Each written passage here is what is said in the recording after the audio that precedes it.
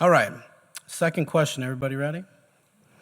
All right, so a lot of Nebraskans seem to want their own version of Governor DeSantis based on his COVID responses. What are your thoughts on COVID overreach by both the federal government and mayors, city councils, and how would you combat it? What would you have done differently than our current Governor Pete Ricketts? Question to you, Mr. Connolly.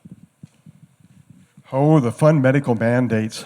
Oh, that's the number 2 most popular initiative that we have out in the field. It basically says that no governmental authority, no individual company, no private organization, public organization, no one can coerce a minor against parental approval or coerce or force an adult to have any type of medical procedure or vaccines that would impair upon their medical freedoms. That one is also out in the field, so pay attention when we say we're coming around. We want you to sign it so we can get it on the ballot and we can fix that on our own.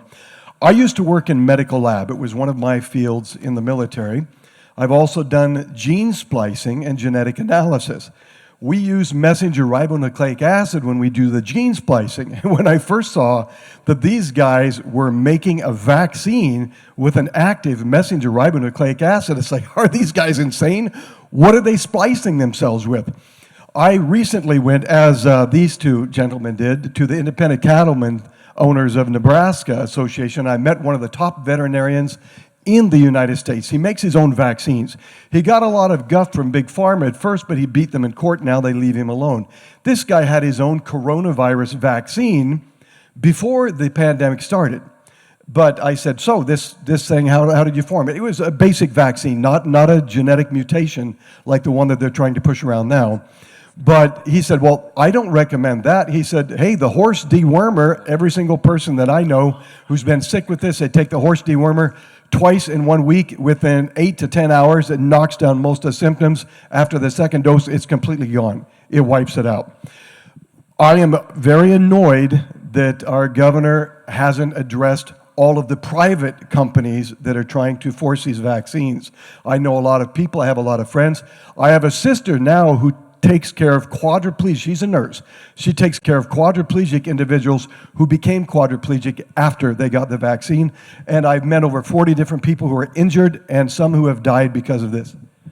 I've got a red paddle. I need to stop. All right.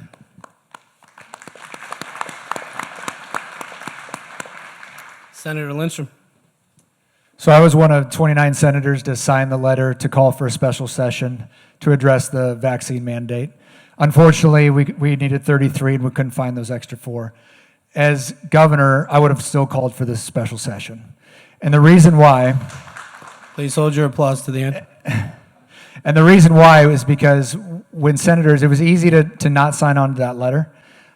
I believe that there was the 4 votes if we were to call the special session to get that done. If we would have had the special session, those senators' feet would have been held to the fire and it would have happened. We will come back next session. We will address the concerns of people. I've again, traveled everywhere, heard from this. There's a lot of people losing their jobs, and that cannot happen with what's going on from the Biden administration. And the governor, along with DeSantis and the other governors that are standing up for our rights, need to step up and do that. But I personally would have called for that special session. And I think that's important that we hold people accountable, and that's what we'll do. The one thing that I did find, and I guess I'll take a little bit of criticism towards Governor Ricketts in this, is if you remember back about a year ago, there was basically a shutdown, or a little bit over a year ago. To me, that impeded on your right to assemble, particularly with going to churches. I think that was a misstep on his part. However, I do think that Governor Ricketts handled it very well in light of everything that was going on in hindsight's 2020. But that was one thing I did take exception to in eliminating some of those liberties that we have as citizens.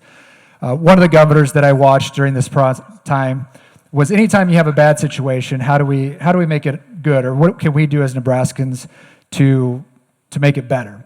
And I watched Governor Noem over that time frame really promote South Dakota and saying, we're open for business. And I think there was a misstep on the state's part of saying, we're open for business, as states around us were shutting down. So I take exception to a couple of things, and as governor, I will be very proactive in promoting Nebraska and making sure that we are taking those steps, but always and forever and always will be against vaccine mandates and government overreach.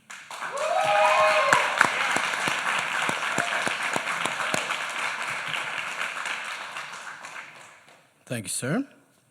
Mr. Ridenour, would you like me to read the question again? Yeah, if you don't mind, I think it Sure helps thing. out. Sure thing. So a lot of Nebraskans seem to want their own version of Governor DeSantis based on his COVID responses. So what are your thoughts on COVID overreach by both the federal government and the mayors and city councils? How would you combat it? And what would you have done differently than Pete Ricketts? All right, so let's take a little trip back in time here when the whole COVID outbreak started, right? I think there were some decisions that were done, some decisions were made, I think, that were pretty good. I'm not here to bash on Governor Ricketts. I think that he did the best with what he knew at the time. And I don't wish that scenario on any governor. However, as we can see, it is a possibility. It can happen. So here's the first thing.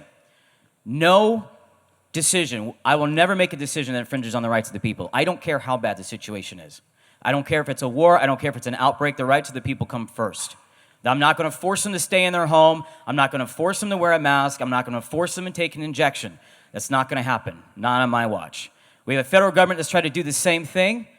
Apparently, they don't know the 14th Amendment of the Bill of Rights in our Constitution, that the state and their government cannot deprive a citizen of life, liberty, or property without due process. This is a liberty that is being deprived of the people, and I will not stand for that. I will fight against that. Okay? As of what we have right now, the one issue I do have with Governor Ricketts is that he encourages and promotes the vaccine. You can get the vaccine, you cannot get the vaccine. I don't care. I don't care. I will not be promoting one way or another. I have my own opinions.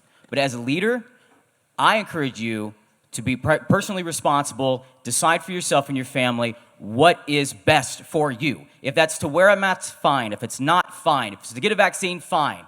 If you want to stay home and you don't want to go anywhere, that's fine. You decide for yourself. As a governor, as a leader, it is my job to educate and give you as much information that I can. I want to know about this situation. I want to know what's going on. I want to know the details so I can educate you, so we can work together to find the best solution forward. We cannot shut down our economies. We see the problem, the ripple effect that it's having, that's continuing on well past this whole COVID situation. Yes, it's still out there. But my point is that how long will it take us to get back to normal? Well, we're seeing issues because of that. Because of not having leadership that stood up and said, no, we're going to fight for the people here. Thank you.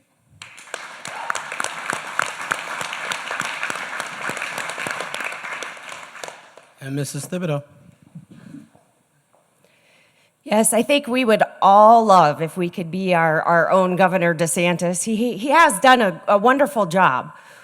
At the same time, we have to remember how our state works. We do have a unicameral. I was very disappointed that our unicameral called or failed to call the special session. Thank you, Senator Lindstrom, for signing on. That was unacceptable when the majority of Nebraskans are against this vaccine mandate.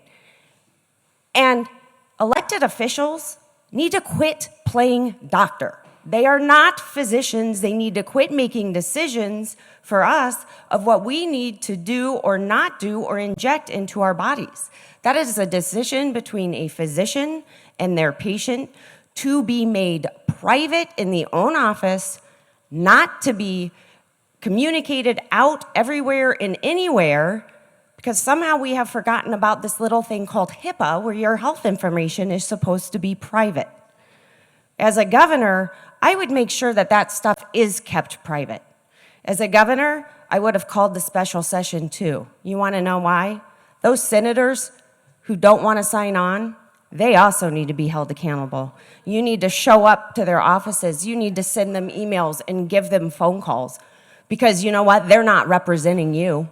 They're representing their own agenda.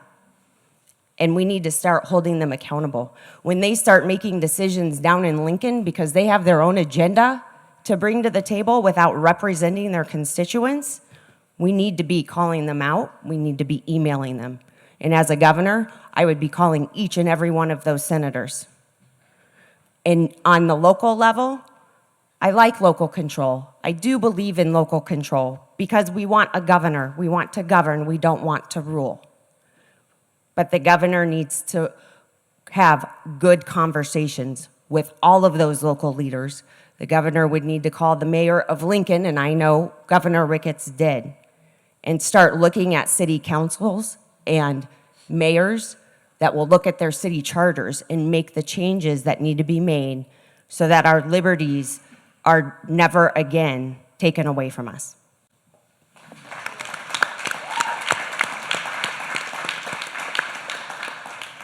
Thank you very much.